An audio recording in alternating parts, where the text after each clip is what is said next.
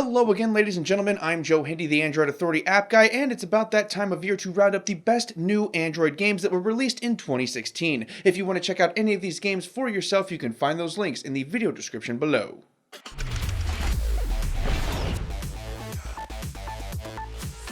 Lux Constellations is an atmospheric puzzle game that takes place in space. It features slower mechanics that focus more on chilling out rather than fast-paced action. Your task will be to grow your planet to be larger than all of the other players. The game features 150 levels, full Android TV support, various modes and maps, online multiplayer support, and more. It's a bit expensive at $9.99, but you can download the game for free and play it a little bit before deciding to drop the money.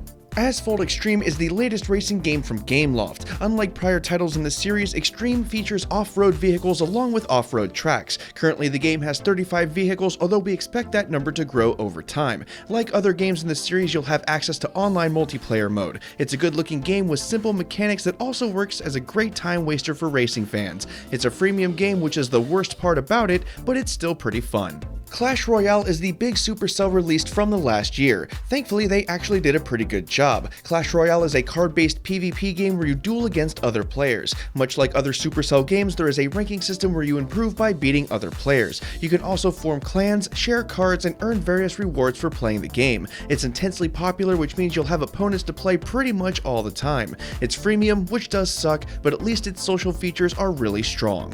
Don't Starve bills itself as an uncompromising wilderness survival game. Your job will be to explore the world, finding various things, defending yourself, and staying alive. The game has charming graphics, an open world to explore, and some of that classic indie developer quirk. It also has some popular features like an offline mode so you can play the game even without a web connection. It's a pay-once game so you won't be bugged by in-app purchases. The only downside is that the controls aren't quite as good as the PC version, but really, who expected that anyway? Exploding Kittens is a card game that was originally funded on Kickstarter. The basic premise is that everybody plays cards and draws until you get an exploding kitten card. If you don't have a diffuse card, you lose the game. The winner is the last player standing. It features online playing capabilities for up to 5 players. You can also get the base game for $1.99 and buy additional content for the game through in-app purchases. It was one of the most funded mobile games on Kickstarter for a reason, and it's because it's fun. Square Enix released a ton of good games this year. Final Fantasy IX is pretty much as good as it gets. It's a complete port of the original PlayStation version for those who are interested. Along with the 25+ hour storyline, you'll have copious numbers of side quests to do and plenty of places to explore. The port also includes add-ons that make you practically invincible and rich if you just want to play through the storyline. It's insanely expensive at $20.99, but it does go on sale fairly often and there are no in-app purchases. Never Alone Kai Edition is a puzzle platformer with a fun little storyline. You play as a girl and her pet fox. You control both characters and use them to overcome obstacles you normally wouldn't be able to with one character. The game also comes with tons of lore, decent graphics, and plenty of other goodies. It's relatively inexpensive with no in-app purchases, and those who have an Nvidia Shield tablet or Android TV can get a slightly better version of the game for a little more money. Pinout is a fun little pinball game in a market that doesn't have a lot of good pinball games. Pinout is a hybrid of an arcade pinball game and an infinite runner. You'll be launching the ball through various obstacles for as long as humanly possible. It looks good and the controls are pretty easy to learn. What makes this game special is that it's a pay-once game in a genre that is dominated by freemium titles. It's a good time killer that won't bug you to spend even more money. Pokemon Go did something that no other mobile game before it was able to do. It caused such a stir that people hated it on principle just because they hate popular things. It broke many mobile gaming records, including most active users. In case you've been living under a rock, Pokemon Go is a game where you use your GPS to go hunt and capture Pokemon in the real world. Even if you hate the idea of it, no one can deny how unique it really was. It used your GPS, Bluetooth, camera, and mobile connections in ways that no other game has, and that includes Ingress, which made it a truly mobile game. It was a cultural phenomenon, and as it turns out, it was pretty fun and unique.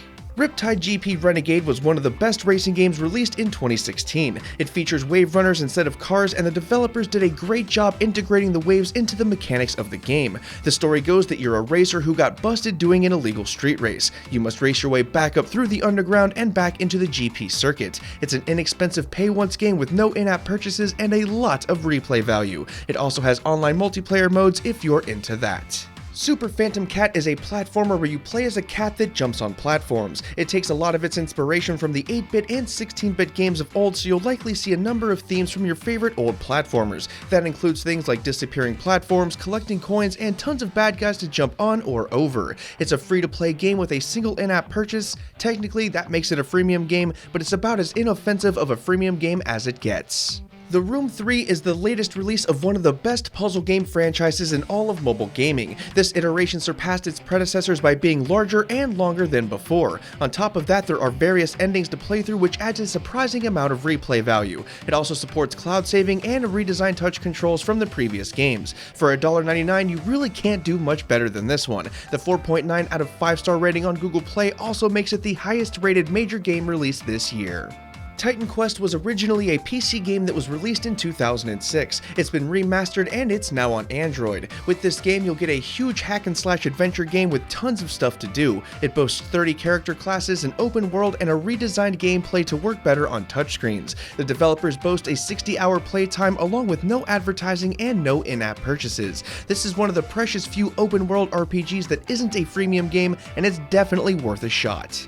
Venge is an atmospheric puzzle game that does things a little bit differently. It doesn't keep score, there is no timer, no leaderboards, no stars to earn, and there isn't even a tutorial. You'll jump right in, figure everything out on your own, and then progress at your own pace. The game tells a story of a character named Eon who was trapped between worlds. Your goal is to solve all of the puzzles and find out what happened. It's one of the most relaxing games released this year. Crashlands is simply a masterpiece. For those who haven't tried it, you play as an intergalactic trucker who is stranded on a planet after being attacked. Your job is to build a base, fight off bad guys, and explore the planet. It's a rather large planet with tons of bad guys and resources for you to acquire. You then use those things to craft various items and build your home base. It features 500 craftable items, a self-managing infinite inventory, RPG elements for character progression, creatures that you can tame, and even a decent combat system.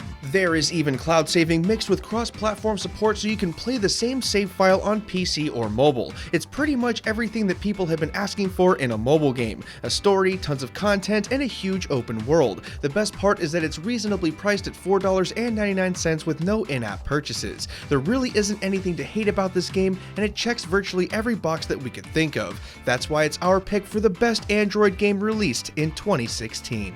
And that about does it for this one, folks. If you want to keep watching, we have more best Android app and game lists linked up there on the screen and in the video description below. Don't forget that you can check out any of these games yourself using the links in the video description below, and keep it tuned to Android Authority because we are your source for all things Android. Thanks again for watching, everybody, and have a wonderful day.